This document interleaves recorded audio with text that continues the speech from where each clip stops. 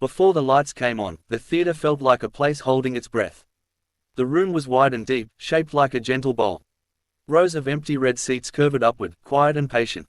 The stage was dark except for a single soft glow at the center, like a small moon waiting to rise. Somewhere above, cables rested and cameras slept. Even the air seemed slow, as if it did not want to rush this moment. Backstage, the sounds were small and careful. A footstep, a breath, a whisper that faded before it finished. People moved with purpose but without hurry, the way they did when they knew something important was coming and did not want to scare it away. In a narrow hallway, a man stood alone. His name was Mateo. Mateo was not tall. He was not young anymore either, though his eyes still carried a quiet brightness. His hands were rough, marked by years of work. The skin around his nails was darkened, and the lines on his palms told long stories. He wore simple clothes, clean but worn, and shoes that had been polished so carefully they almost shone under the hallway light. Those shoes mattered to him. Mateo had shined shoes for most of his life. Every morning back home in the Philippines, he used to wake before the sun. He would carry a small wooden box to the sidewalk near the old bus stop. Inside the box were brushes, cloths, polished tins, and a folded rag that once belonged to his father. He would sit on a low stool and wait for customers.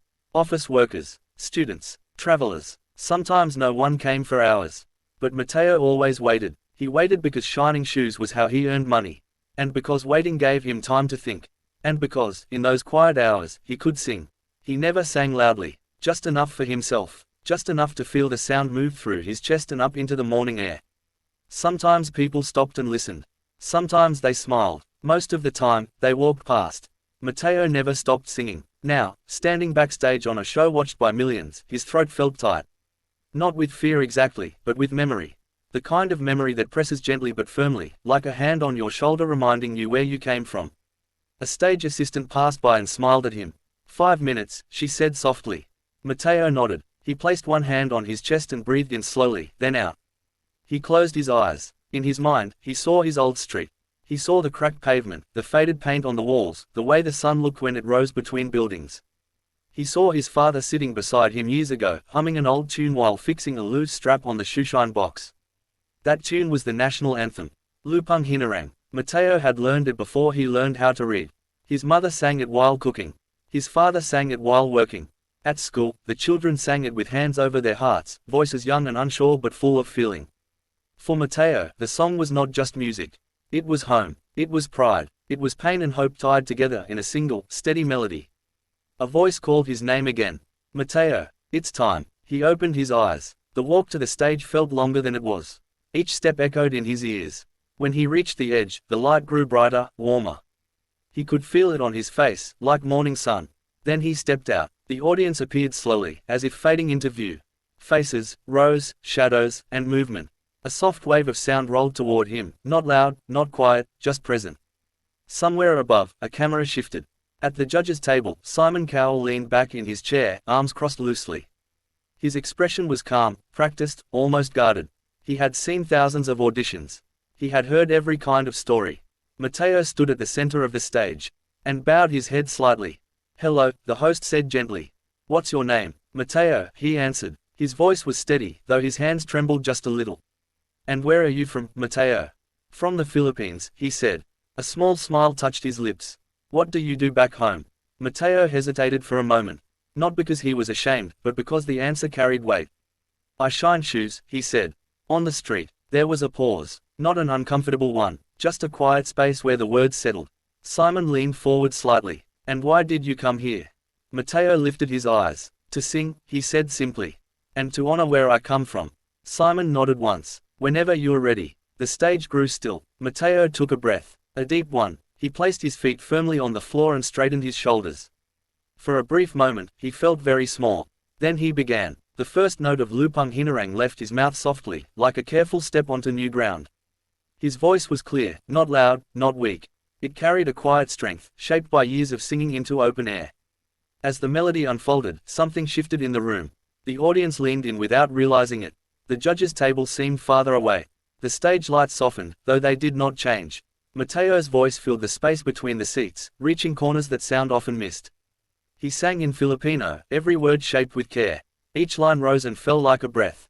There was no rush, no showy note meant to impress.